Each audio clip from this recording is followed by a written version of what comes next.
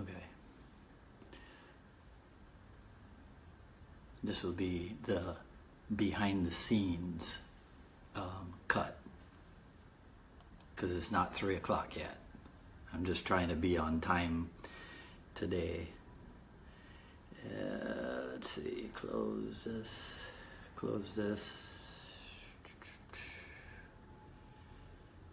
and get this ready. No, what do you call it? Computer errors or anything today. All right, let me just pull up the Facebook page here on the laptop and make sure that everything is what do you call it, copacetic. Okay, so my good friend Double L is on here. So is my other good friend Freddie Harrison. All right, guys, as you log in. Hi Ryan, everything's good. How is it with you? Who else is on there? You guys go ahead and log in and say hello. Don't be a stranger. Don't be a mystery watcher, right? Carlos, I think that's you with your new piece of software. Did you guys see the software Carlos got? Where now we can add a countdown timer, right? That's the reason why I decided, okay, I can't mess this up. I gotta be on time today. Yeah, give me one more second. Oh, and did you guys know that if you hit fb.com, it takes you to Facebook? I discovered that by accident just today. All right, one more second.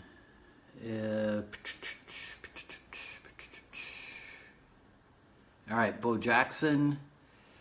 That's I have a good friend, Joe Jackson, and Bo Jackson. That's a famous athlete's name, right? Hello, Hiram. Who else is on here?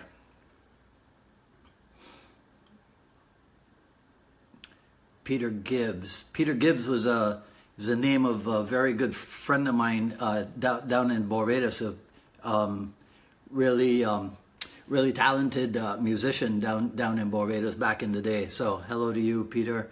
Oh, okay, Carlos is reminding me to do the shirt thing. Okay, there we go. Yeah, actually this picture of Bruce Lee, the first time I saw this was a post that I knew that, Bo, right? This Bruce Lee picture, the first time I saw this was a post that Carlos had done on the I Love Jeet Kune page, and I was instantly jealous. So I had to go to the ends of the world to find this shirt and get. Yes, Ray, as usual, right? I'm trying to rock the cool T-shirts, right? Okay, all right. So let's get this show on the road. Official start, right? Hello, everyone. This is Dwight Woods, the Jeet Kune Rebel. And welcome to the I Love Jeet Kune broadcast number 21. And this is entitled Jeet Kune What Happened, right? So obviously this title is a play on the title of the recent book released by Hillary Clinton, right? In which she posits the question in reference to the results of the last presidential election. Right? Now, I've not read the book, but from reports that I've heard and from video that I've seen, she knows that there were forces aligned against her, which stole the election from her. So in a similar vein, I asked the question, right? I posit the question, what happened to Jeet Kune, this revolutionary approach to martial arts training? Did it die a natural death, if it's in fact dead, right? And if so, are Jeet Kune practitioners themselves, right, the instructors, students, or whatever, are they responsible for its seeming demise? Or were there outside forces that aligned against Jeet Kune and ushered in its virtual disappearance from the martial art landscape, right? So we could retitle this Jeet Kune, where is it today, right? So if you've been around for a while, you may recall that there was a time when Jeet Kune Do seemed to be a constant feature in the martial arts press, right? There was, I'll show it to you right here.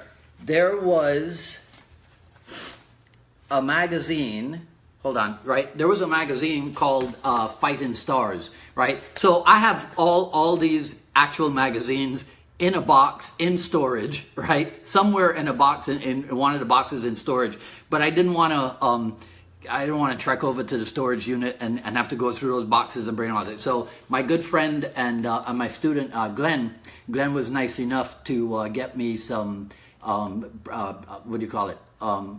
Full color printouts, right? So this is Fighting Stars magazine. This is I think this was the original copy, right? The issue number 1, October 1973, right? Cost 75 cents, right? So that was the original cover, right? You can see that Sifu Inasano, he made it onto the cover of Fighting Stars also. But Fighting Stars, during the time that it ran, so you'll see here that there was another magazine incorporated. That was a magazine called Contact Karate, and that was incorporated into Fighting Stars, right? And here is another Fighting Stars copy, right? So it's obvious that in the old days, Fighting Stars magazine for one, right? We'll go to the others in a second, right? Was a constant. Jeet Kune Do was a constant feature. Bruce Lee appeared almost every month, right? It ran from October of 1973 to June of 1985, right? And I think that possibly Fighting Stars magazine is the one that solidified the Bruce Lee legend, right? I mean, there were significant issues of even Black Belt magazine that featured Bruce Lee that I'm sure contributed to that also. But the Fighting Stars deal, right, quite possibly. I mean, he appeared, I didn't do the research, but I know that on Fighting Stars he appeared at least 30 times, right? I'm not sure what happened on the other magazines, right? But an interesting thing about Fighting Stars magazine is that in August of 1985, it changed its name to Fighting Stars Ninja magazine, right? So those of you who were in your infancy in August of 1985, you won't have any idea what I'm talking about, right? And then again, 2 years later, in June of 1987, they underwent another name change, and it became Martial Art Weapons magazine, right? So obviously, the first name change was due to the popularity of the ninja movies of the time, right? So you remember there was, I think, like the American Ninja series, and then there was Enter the Ninja, Revenge of the Ninja, all that stuff, right? That starred Sho Kasuji, right? I think was his name, right? But I wonder if the second name change, right? The name change to Martial Art Weapons magazine, I wonder if that had anything to do with the popularity of Filipino weapons art, Filipino arts during the mid to late 1980s, right? So that's Fighting Stars, right? It was published by Rainbow Publications, right? And Rainbow Publications also in the old days were the publishers of this one, right? Black Belt magazine. I wasn't able to pull any of the really old Black Belt magazine covers, right? Because of printer problems or what have you, right? But here's Sifu Dan, right, on covers of Black Belt. Actually, I do have one, but this is an ugly black and white thing. Let me see if I can find it here. Give me a sec, right? Nope. Wait. Yeah, it's this thing here. So you're not going to be able to see it really well, and it's not in color. But this is a collection of Black Belt covers that Sifu Dan has made, right? And right down here in over here, you'll see that he and Chris Kent are featured in full Filipino Kali gear, right? Doing weapon stuff and what have you, right? So Rainbow Publications, they took care of Black Belt, they took care of Fighting Stars, and there was also another one called Karate Illustrated, right? Then there was this, Inside Kung Fu, right? So Inside Kung Fu, they launched in December of 1973 and published continuously for about 20, maybe even more than 20 years.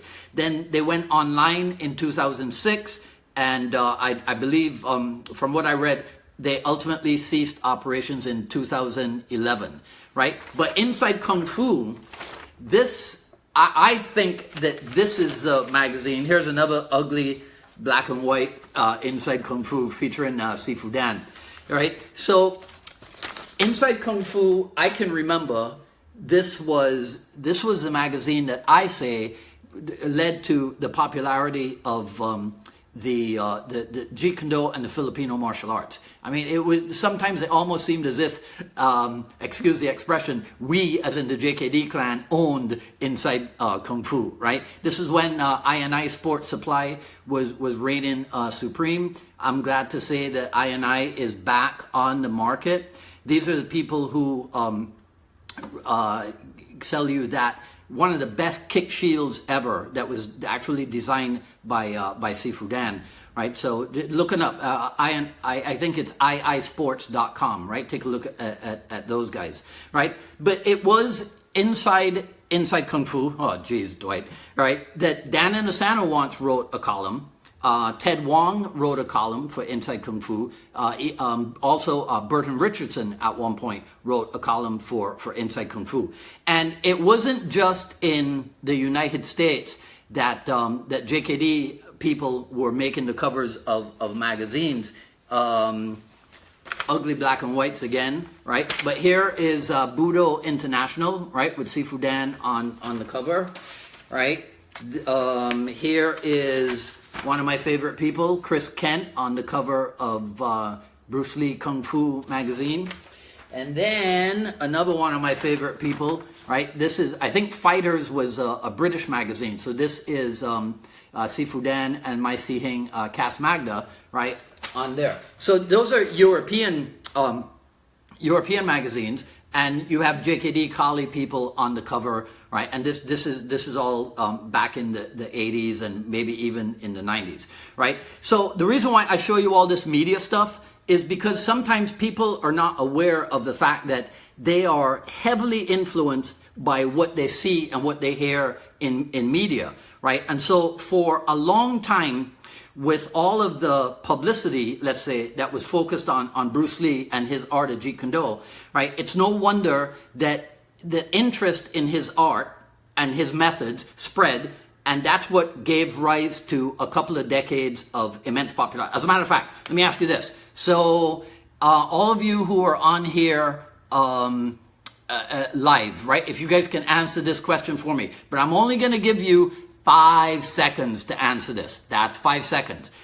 Name me a TV series in which an entire episode was dedicated to one particular form of martial arts. You got 5 seconds.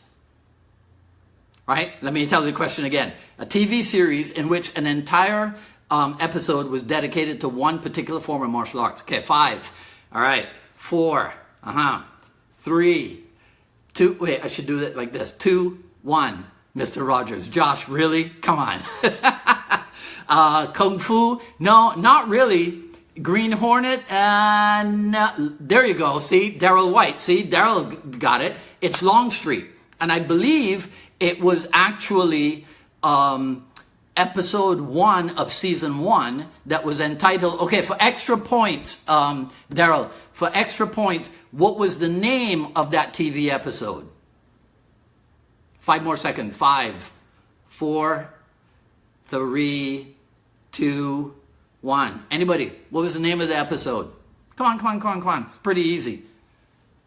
It's just the English translation of Jeet Kune, the way to intercept and fist, right? So I'm pretty sure the entire episode, or even just the parts in which Bruce Lee appeared, you can find it all on the YouTube, right? And have fun with it, right? So this was September 1971. 29 Troy, I'm not sure if it was episode 29. That's okay, but I'll look it up and make sure, right? So yeah, and I know that, of course, it was relatively easy for Bruce Lee to get that gig because it was produced or directed by Sterling Silliphant, and Silliphant happened to be a private student of Bruce Lee's.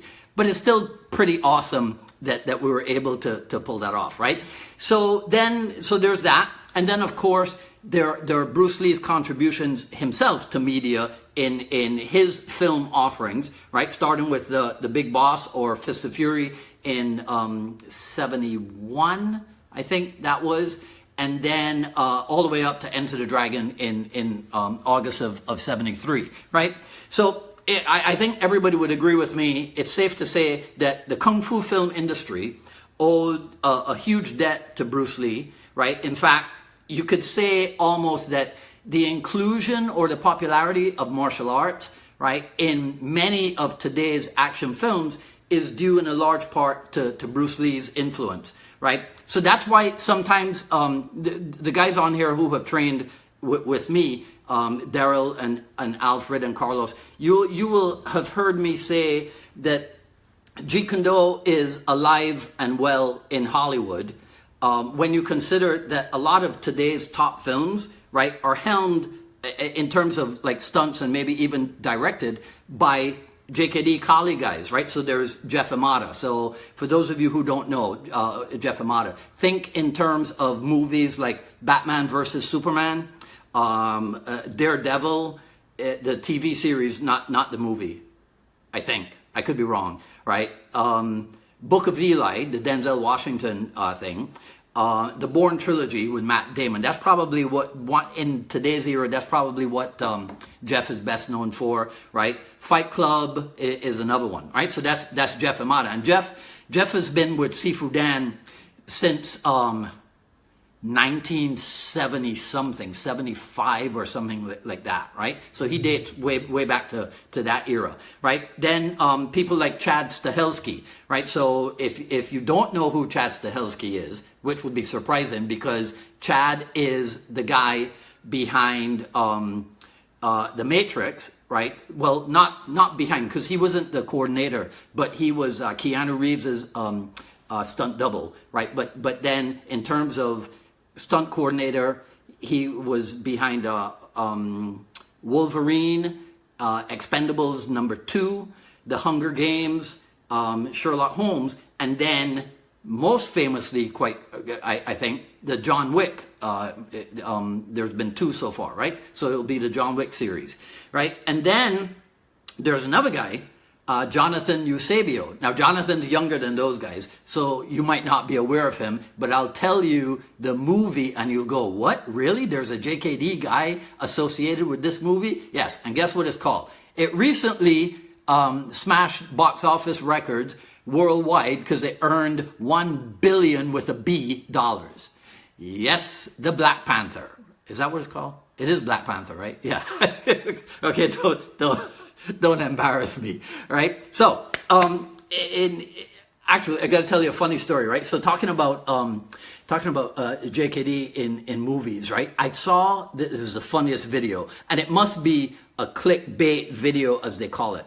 It was a guy talking about why Bruce Lee's Jeet Kune doesn't work. And essentially, right, so he's using the fight scene or parts of the fight scene from Fist of Fury, right? The fight scene in the dojo with the Tabak Tuyok and when he fights the Japanese sensei and what have you. And what the guy says is the reason why Bruce Lee's Jeet Kune doesn't work is because only Bruce Lee could do it. And I swear to you, this is what he said. So there's a scene where the Japanese sensei grabs a hold of Bruce Lee and throws him, and then the way the stunt is done, right? Bruce Lee flips in the air and lands softly and gently. And the guy says, see, landing like a cat like that, it's only Bruce Lee who could pull off stuff like that. Now, I don't know if the guy is being serious, right? He might just be trolling, as y'all call it, right? To affect people like me who find that kind of stuff and then include it on their broadcast, right? But anyhow, it was kind of interesting that he had that opinion that it doesn't work because only Bruce Lee could pull it off, right? And really, we don't have a whole lot of real life footage of Bruce Lee training and that's why, as a matter of fact, to talk about media again, when that guy put up the video, and this was a clickbait title because it was something about Bruce Lee's only real fight, or Bruce Lee's first MMA fight, right? Rare footage and what have you. And I've told you this on the broadcast before. That footage is rare only to Jeet Kune Do outsiders. Jeet Kune Do insiders saw that footage over 30-something years. In my case, over 30-something years ago. I'm sure in the case of other people, they saw it 40, maybe even, well, let's see, if we do 50, yeah, maybe even 50 years ago, right? So that video is famous because it's called Bruce Lee's Real Fight, and we don't have a whole lot of footage of stuff like that. But it's not a real fight. It's actually a sparring demonstration. Which brings me to a point anyway, well, let me tell you this first. So, okay, so now because of media, there's immense, there's a hunger for instruction in Bruce Lee's Jeet Kune Do, right? So the demand for this instruction is what I think led to the takeoff of what I call the seminar industry, right? So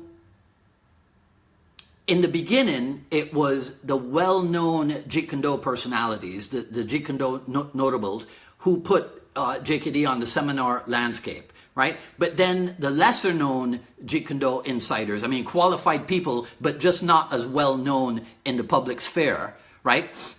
They also came on the scene. So some of these were people who had trained at the Chinatown School or even before, right, in Oakland or Seattle, right? So some of them had trained directly with Bruce Lee, but then some of them were students of well-known Bruce Lee students, right? So you could say, right, maybe I should just do this in form of a question. Did this lead to a division in the Jeet Kune Do ranks? Right, because like I said last week, in Dan Inosanto's Jeet Kune Do book, right, there is a thing where he says, you know, certain people who elected to teach certain phases of Jeet Kune Do, right? So did the seminar popularity lead to a division in the Jeet Kune Do ranks? Because different people were using different approaches. Right? You could say that some people were teaching the product, right? In terms of, this is where Jeet Kune Do got me, or this is where Jeet Kune Do got to, and so I'm teaching only what was done or taught while Bruce Lee was alive. And then there were other people who were teaching, let's call it the process, right? So go through this stuff and then make it your own. Come out on the other end expressing yourself, right, in JKD, right? So an issue that comes up out of that is if you're showing people how to, it's like Cass Magda says in a tape from 1985. Right, and you can find this on the Miami Jeet Kune Do channel on the YouTube. It's what's the title? I think it's Inosanto Magda demonstration, something like that. Just look that up on the YouTube and you can find it. And so in the behind the scenes, Cass says that Kali, because they're actually talking about Kali, right? So he says that Kali is a very intuitive art, and to teach someone his own intuition is not easy to do. But here's the thing. In my opinion, and this is just my opinion, in those days, Kali and JKD were not, they were synonymous. I don't want to say, obviously they're not synonymous in name, but we didn't have a huge separation between what Kali was intending to do and what Jeet Kune Do was intending to do, right? If I had intended to include this in today's broadcast, I could tell you the page on which Sifu Dan, in his book, talks about where the arts were similar, right? Because, well, I'll tell you this. The arts are similar because in stick fighting, in that area of Filipino Kali, right, the stick is in your lead hand. It's not in your rear hand because it is a blade-based method, right? So just like Bruce Lee had ideas taken from fencing, which is a blade art and a lead hand art, and so then the idea of the power side, your lead side being your power side, all of that is similar between Jeet Kune Do and Filipino Kali. The use of the check in hand or the trap in hand, right? Again, because of some of the Wing Chun influence, let's call it, in JKD, the use of the trap in hand or the use of the check in hand in Kali, those were other similarities, right? So anyhow, I got off on a tangent there, just to explain to you that Jeet Kune Do is also an intuitive art. And to try to teach someone his own intuition is not an easy thing to do, right? So in the training of Jeet Kune Do, you'll remember that in Bruce Lee's time, hard sparring was kind of like the crucible. That was like the ultimate test for technique viability, right? So, and there are stories told even in the JKD world that when the time for sparring came, not as many people showed up, right, that week as did in the previous weeks before the sparring was introduced, right? So if we talk about sparring for a second, look at the Thai boxers, right? And again, I'm using historical context, right? So some of you guys might remember that in the 70s and the 80s, Thai boxing, when it came to martial art competition, the Thai boxers ruled. I mean, they blasted through everybody, especially the so-called kung fu fighters and what have you. And so Thai boxing had a fearsome reputation as being a realistic approach for martial combat, right? But if you look at the Thai boxing training method, in training for fighting, those guys drill real hard. They don't spar real hard, right? Because you can't afford to get hurt through hard sparring in training if you make your money in the ring in a fight. So you drill real hard, right? You work on attribute development, and then you go into the ring and you put it to the test, right? So the JKD approach is somewhat similar to that. You drill real hard, and then the test is the sparring. But that's not something that you can put on seminar necessarily. So on seminar, you show the drilling, and it might not, sometimes, depending on who's teaching and what they're teaching, it might be the hard drilling, but sometimes maybe it isn't. Maybe it's like the seminar is designed to give you all of the ammunition, but then you got to go home and work it and work it and work it, right, in becoming accurate, right, firing that ammunition, if you understand what I'm saying, right? So the thing to be careful, right, is that when you're doing the drills, when you're showing the drills, right, that you don't end up teaching just any drill from anywhere, right, or from any art or whatever, that you were taught, or maybe even a drill that you yourself created, right? If it's not based in functionality, if it's not based in practicality, then it's not really a Jeet Kune Do drill. So sometimes, that might be an issue where there's stuff that's shown, but its immediate practical application might not be shown. And then people end up thinking that the drill, the way it was shown, is the way that you're supposed to perform it or expect it to happen. And that's not going to work, right? So there are people who would say that it's the showing of impractical stuff that contributed to the decline of JKD's popularity, right? I've heard that opinion expressed, especially when the MMA came about, right? So here's another question for you, right? I think I'm correct in this. Before that easy to remember and easy to pronounce term, MMA, or even mixed martial arts, before that term came into use, Can anybody tell me what that type of competition was called? Right? It's not as easy to say. It doesn't roll off your tongue like MMA does. Right? Not even the what do you call that acronym? The 3 letters. Alfred, very good. Right? It was NHB. Right? No holds barred fighting. Right, David? That's it. See? How come all the people who are associated with me know the answers to my questions? So yeah, because MMA has a lot of alliteration, right, in its primary pronunciation. Get that? A lot of alliteration in its primary pronunciation. All right, whatever. Right? So let's talk about MMA stuff.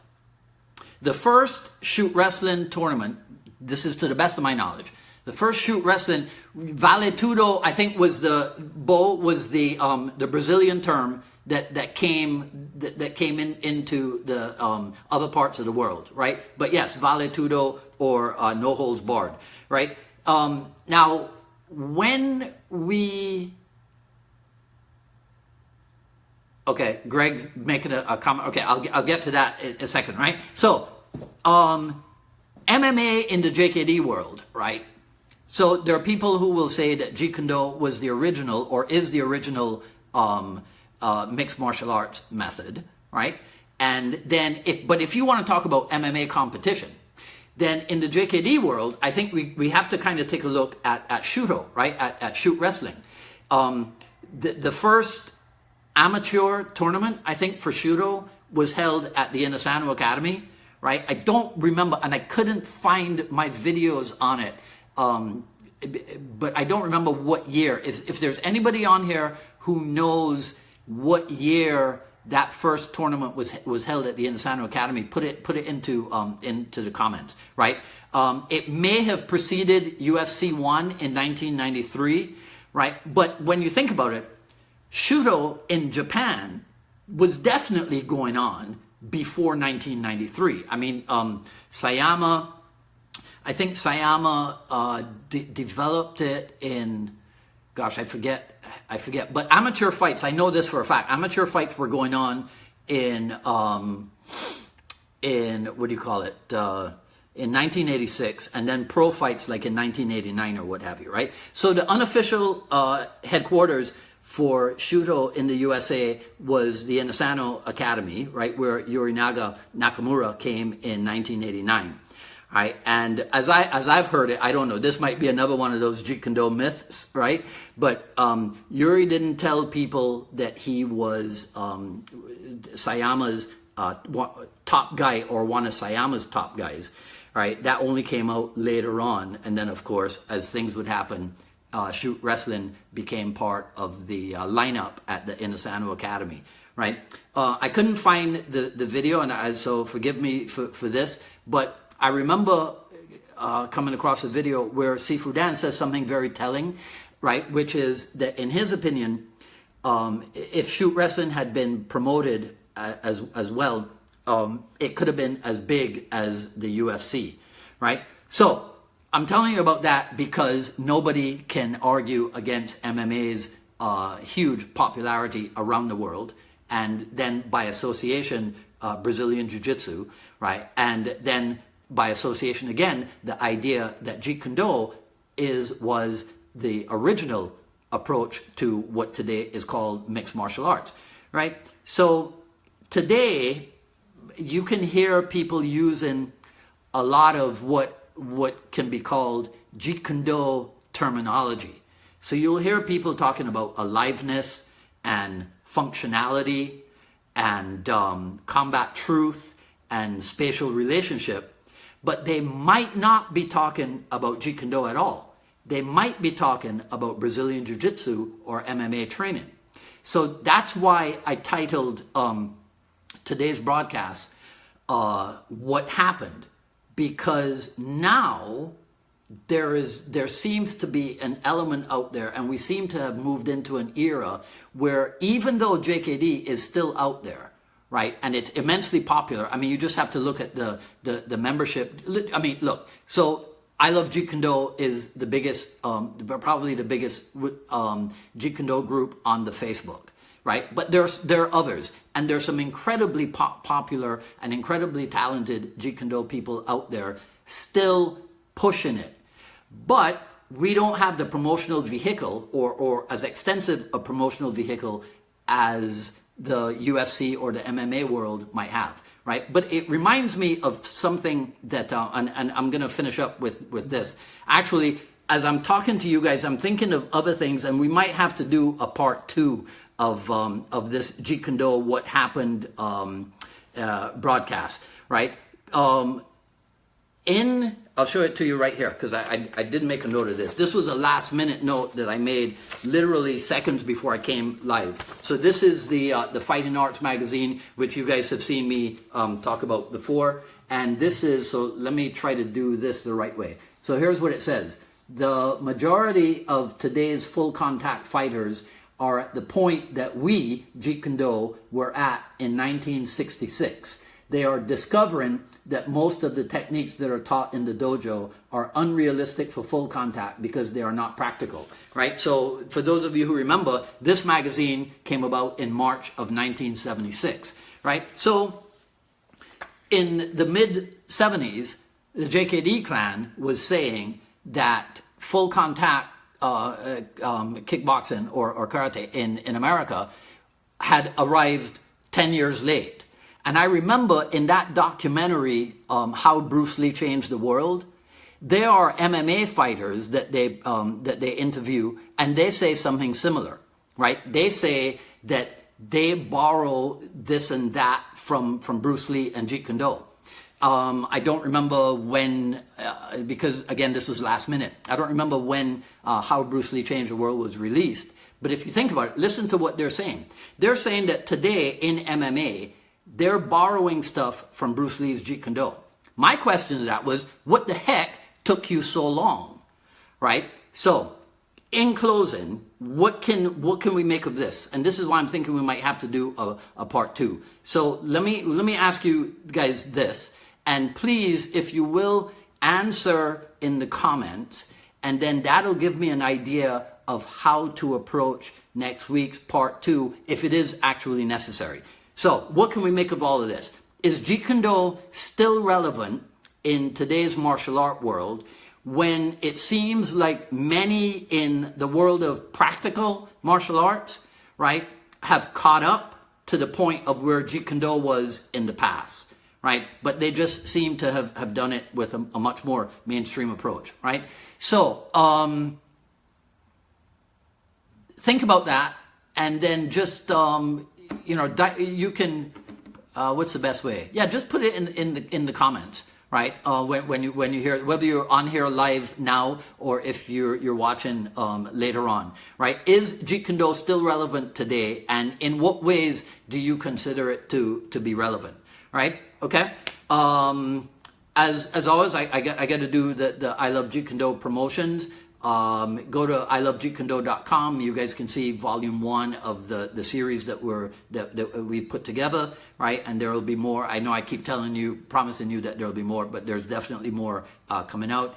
JKD Drills will be active in about a week or so, jkddrills.com, right? And then there's another one that's going to be active maybe even by the end of this week, but I'm not going to tell you about that one, right? You'll have to keep your eyes and ears open on the Facebook, right? Okay, so that's it for today's broadcast.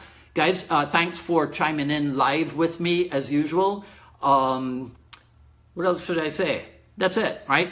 I'll go through after I post this. I'll go through and and reply to any comments that I think need an answer, and that's it, right? This is Dwight Woods, the Jeet Kune Do Rebel. From all of us here, I Love Jeet Kune Do. Thank you for chiming in, and you guys have a good day. Take care.